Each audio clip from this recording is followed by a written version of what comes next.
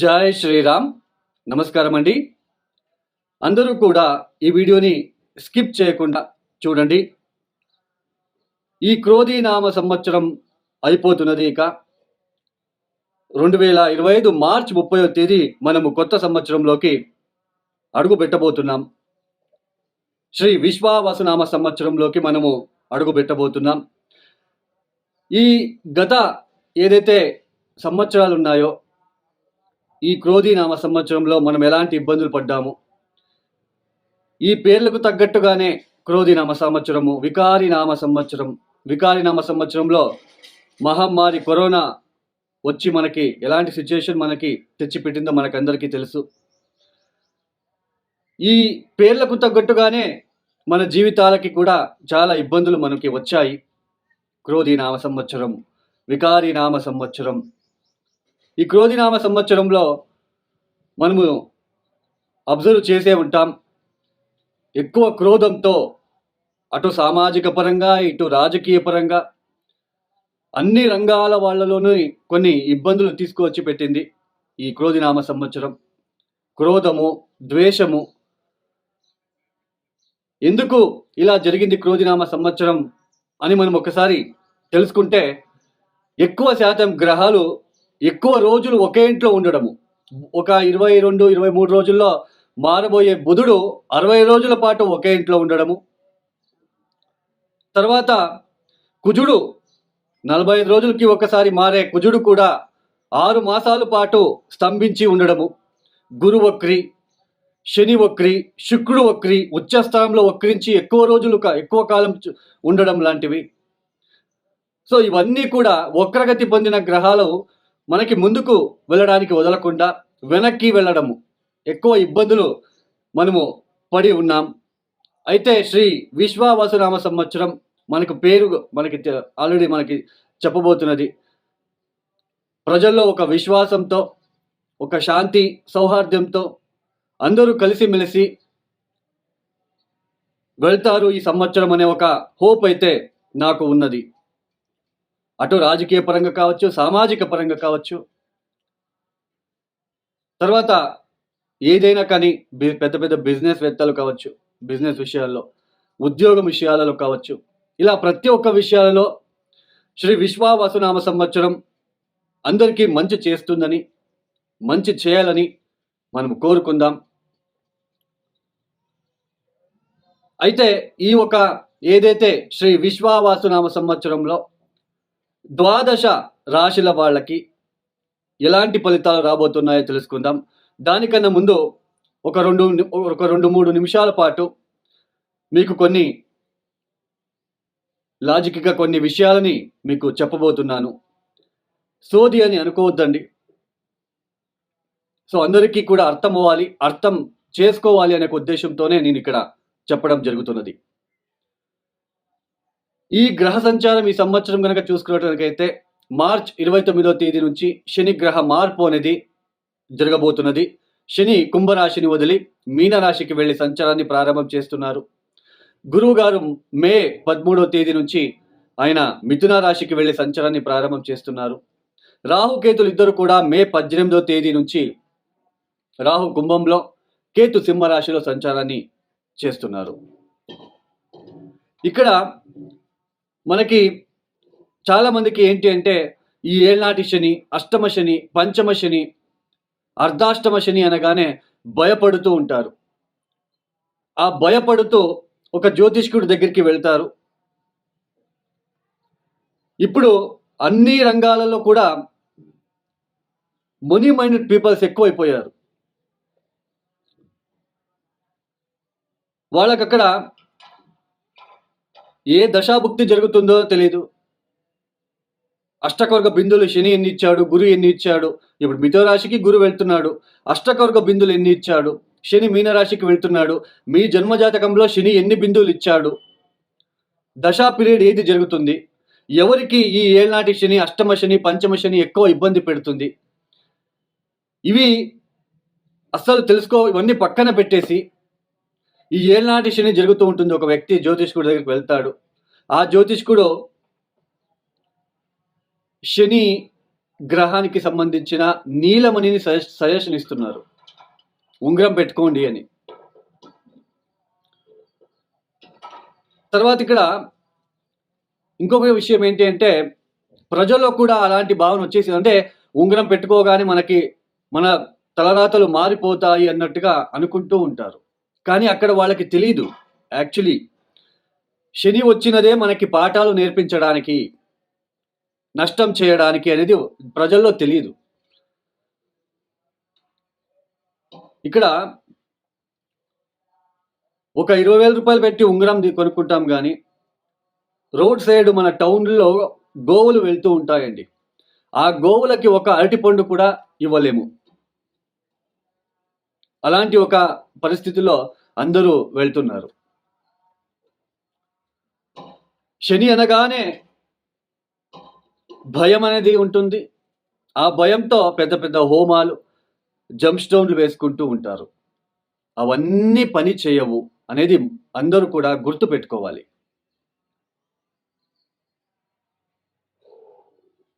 తొందరగా ఉద్యోగం రావాలి, ఉంగరం పెట్టుకోండి.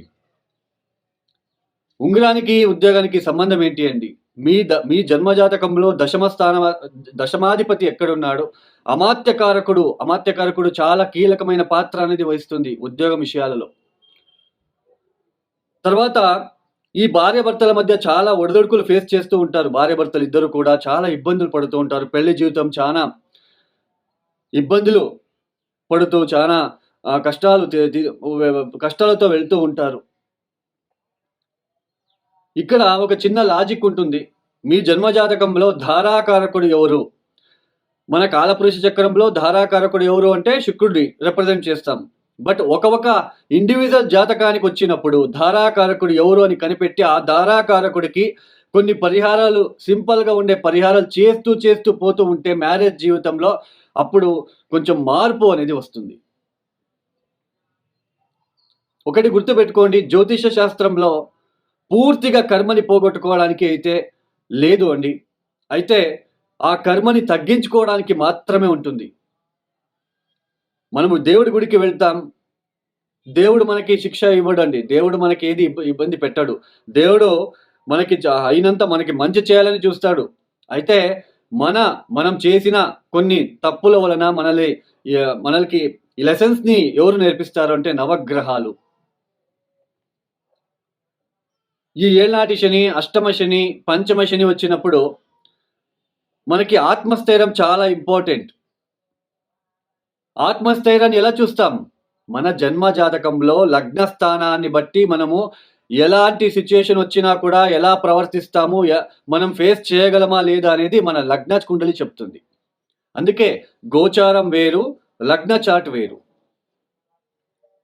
ఇప్పుడు ఏళ్ళనాటి శని వచ్చింది, ఉద్యోగం పోయింది. ఉద్యోగం పోగానే మనము కుమిలిపోతామా, లేదా ధైర్యం పెంచుకొని మనం ఇంకొక ఉద్యోగానికి ప్రయత్నాలు చేస్తూ ఉద్యోగం సాధిస్తామా అన్నది దశాభుక్తి వలన, లగ్నాధిపతి వలన మనం తెలుసుకోవచ్చు.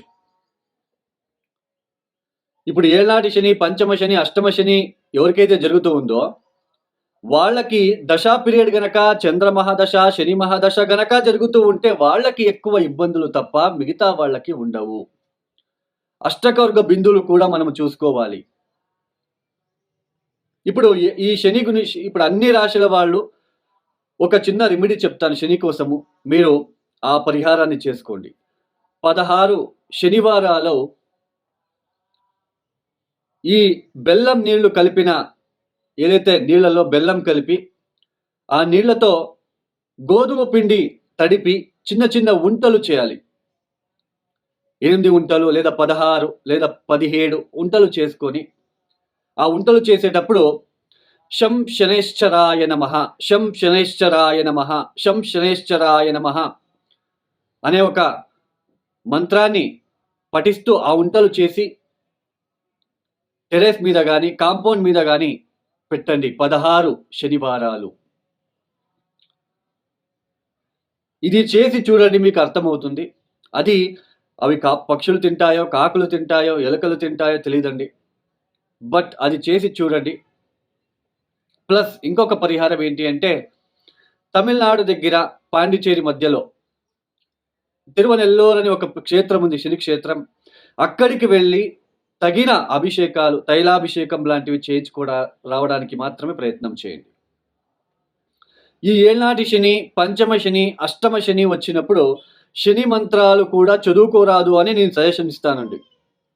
ఎందుకంటే శని బలహీనపడి అక్కడ మనకి కర్మానుసారంగా మనకి ఇబ్బంది పెట్టడానికి వస్తూ ఉన్నాడు. మనము ఆయన నుంచి తప్పించుకోవాలి. తర్వాత ఆయన్ని ప్రసన్నం చేసుకోవాలి. అలాంటి పరిహారాలే మనం పాటించాలి. కాలభైరవేశ్వర గాయత్రి మంత్రం వస్తుంది, శివ పంచాక్షరి మంత్రం వస్తుంది. వృద్ధులకి సహాయ సహకారాలని అందించండి.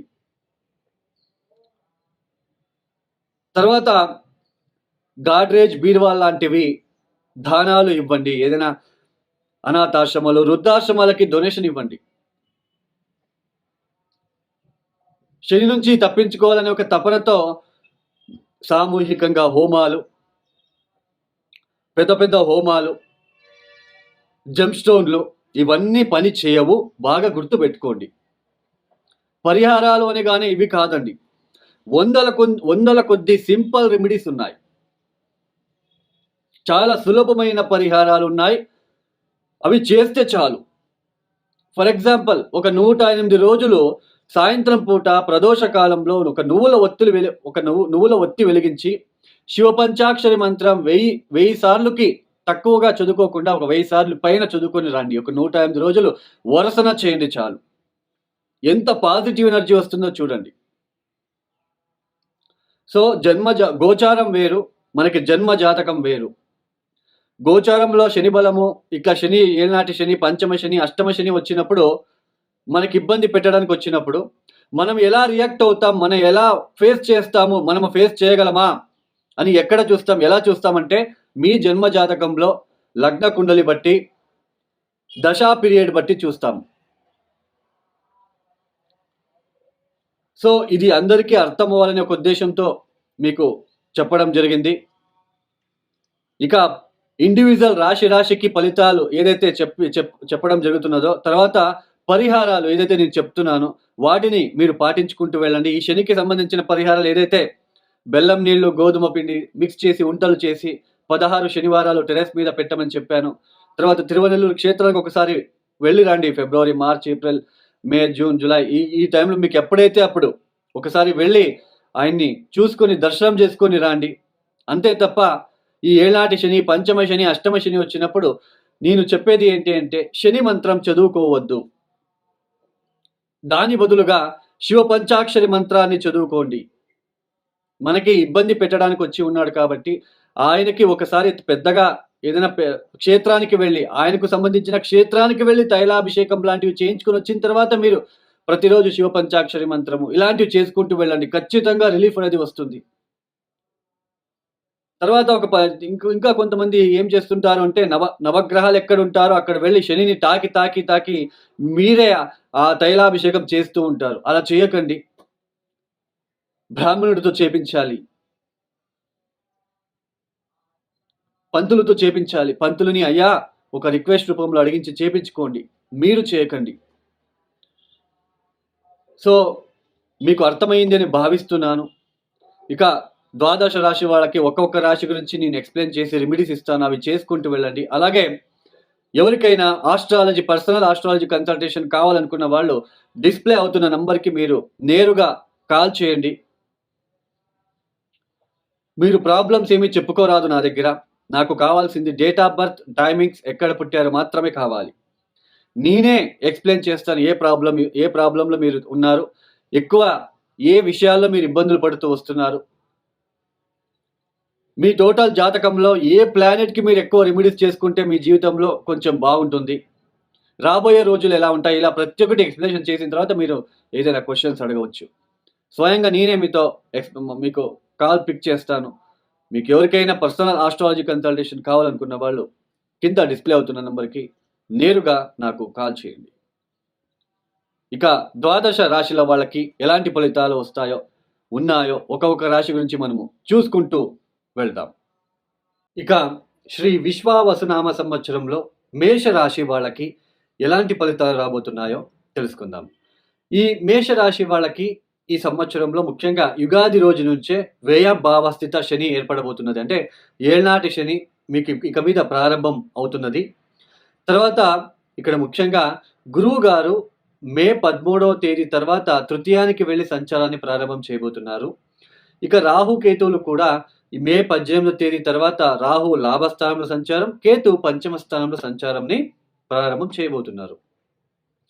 ఈ మేషరాశి వాళ్ళకి ఏళ్నాటి శని అనగానే భయపడకండి. ఇక్కడ కొన్ని టర్మ్స్ అండ్ కండిషన్ మీరు అప్లై చేసుకోవాలి. ఎక్కువ ఎవరికి ఇబ్బంది పెడతా ఉంది మేషరాశిలో పుట్టిన వాళ్ళందరికీ కూడా ఇబ్బంది పెట్టదండి. వాళ్ళ జాతక రీత్యా దశాభుక్తి, తర్వాత అష్టకొర్గ బిందువులు ఇవన్నీ చూసుకుంటేనే అర్థమవుతుంది. సో ఇక్కడ అందరూ భయపడకుండా ఫస్ట్ కొన్ని అప్లై చేసుకోవాలి. ఏంటి? ఇప్పుడు మీకు వ్యయస్థానంలో శని వస్తున్నాడు. ఆ వ్యయస్థానంలో గనక శనికి శత్రుగ్రహాలు ఏమైనా ఉన్నారో చూసుకోండి. శనికి శత్రుగ్రహాలు ఎవరు? సూర్య, కుజ, కేతు. ఈ శత్రుగ్రహాలు గనక ఉంటే కొంచెం ఎక్కువ ఇబ్బందులు అని చెప్పొచ్చు. ఎక్కువ నిద్రాహీనత, నిద్రాభంగము, ఆరోగ్యరీత్యా ఇబ్బందులు, ఆకస్మికంగా ధన నష్టము, జాబ్లో లాసెస్ లాంటివి చూడొచ్చు. అయితే అక్కడ ఏ గ్రహము లేదు, శనికి శత్రుగ్రహాలు కూడా లేదు, ఎవరు లేరు. ఓకే, మంచిది. అక్కడ అష్టకర్గ బిందులు శని ఎన్ని ఇచ్చాడు? 4, 5, 6 ఇచ్చి ఉంటే మీకు ఒకవేళ ఇబ్బందులు వచ్చినా వాటి నుంచి మీరు బయటపడతారు అని అర్థం. అర్థమైంది కదా? ఏ 0నో 1, 2 ఇచ్చి ఉంటే body pains, energy losses, financial losses లాంటివి మీరు చూడవచ్చు. ఇది ఒక కండిషన్. తర్వాత దశా పీరియడ్ గనక శని మహాదశనే జరుగుతూ ఉంటే, లేదా చంద్ర మహాదశ జరుగుతూ ఉంటే ఇంకా ఎక్కువ ఇబ్బందులు రావడానికి అవకాశాలు ఉంటాయి తప్ప, మీకేదో మంచి గురు మహాదశనో, లేదా మీకేదైనా కుజ మహాదశనో, సూర్య మహాదశనో జరుగుతూ ఉంటే పెద్దగా డిస్టర్బెన్సెస్ అయితే మేషరాశి వాళ్ళకి ఉండదు. అంటే వ్యయస్థానంలో శని సంచారం అయితే కొద్దిగా నెగిటివిటీ ఉంటుంది. బట్ అది ఎంతవరకు నెగిటివిటీ ఉంటుంది? ఆ నెగిటివ్‌ని మనం తట్టుకోగలుగుతామా లేదా అనేది ఎలా చూసుకోవాలి? అష్టకొర్గ బిందువులు, దశా పీరియడ్ ఈ 2 చూసుకుంటేనే మీకు ఈజీగా అర్థమవుతుంది. తర్వాత ఈ సమయంలో జాబ్‌లో నేను వదిలేద్దాం, ఈ జాబ్ వదిలేస్తే ఇంకా నాకు రెట్టింపు సాలరీ వచ్చే జాబ్ దొరుకుతుంది అని ఒక ఓవర్ కాన్ఫిడెన్స్ కూడా ఇస్తాడు శనిదేవుడు. ఎందుకంటే అక్కడ మిమ్మల్ని ఆ జాబ్‌లో నుంచి తీపించేసేసి ఇంట్లో కూర్చోబెట్టేస్తాడు. ఎక్కడ జాబ్ దొరకనివ్వడు. అలా చేస్తాడు కాబట్టి కొంచెం జాబ్‌లో వదలకుండా చేసుకుంటూ వెళ్ళండి. ఎన్ని అవమానాలు రాని, ఎన్ని అపవాదాలు రాని మీరు వదలకండి జాబ్‌ని. మీరు ఎంతైనా బాధ ఉండని, బట్ మీరు జాబ్ మాత్రము వదలమాకండి. తర్వాత ఈ ఏళ్నాటి శని సమయంలో మనం ఎన్నో జ్యోతిషులు చెప్తూ ఉంటాం. పెద్దగా చెప్పేస్తాం. ఏళ్నాటి శని సమయంలో నువ్వు అది చేసుకో, ఇది చేసుకో అని.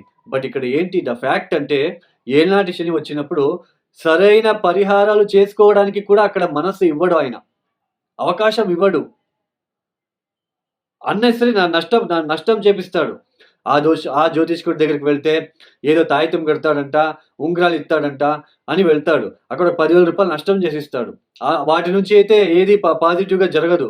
అర్థమవుతుంది కదా? ఈ సమయంలో నష్టం చేయాలి మీకు అంతే. నేను ఆ జ్యోతిషి దగ్గరికి వెళ్ళాను, ఏమి యూజ్ లేదు అని మీరు జ్యోతిష్యాన్ని తిట్టుకుంటారు. బట్ వాస్తవాన్ని అర్థం చేసుకోండి. అర్థమవుతుంది కదా? ఈ సమయంలో కాలభైరవేశ్వర గాయత్రి మంత్రం చదువుకోండి. 108 రోజులు వరుసన సాయంత్రం పూట ప్రదోష కాలంలో నల్ల నువ్వుల ఒత్తులు వస్తాయండి. ఆ ఒత్తులని వెలిగించి లోపల కూర్చొని శివ పంచాక్షరి మంత్రం ఓం నమః శివాయ, ఓం నమః శివాయ, ఓం నమః శివాయ, ఓం నమః శివాయ చదువుకుంటూ వెళ్ళండి. 1000 సార్లు, 2000 సార్లు అది మీ కెపాసిటీ. మీకు ఎంత నచ్చితే అంత. 100 సార్లు అయితే చదువుకోకండి. 1000 సార్లు పైన చదువుకోండి. 108 రోజులు ఇచ్చేయండి. తర్వాత ఈ సమయంలో మేషరాశి వాళ్ళు నైట్ టైమ్ జర్నీ అవాయిడ్ చేయాలి. మీ పర్స్ జాగ్రత్త. మీ పర్సులు జాగ్రత్త, మీ వస్తువులు జాగ్రత్త. జాగ్రత్తగా ఉండండి.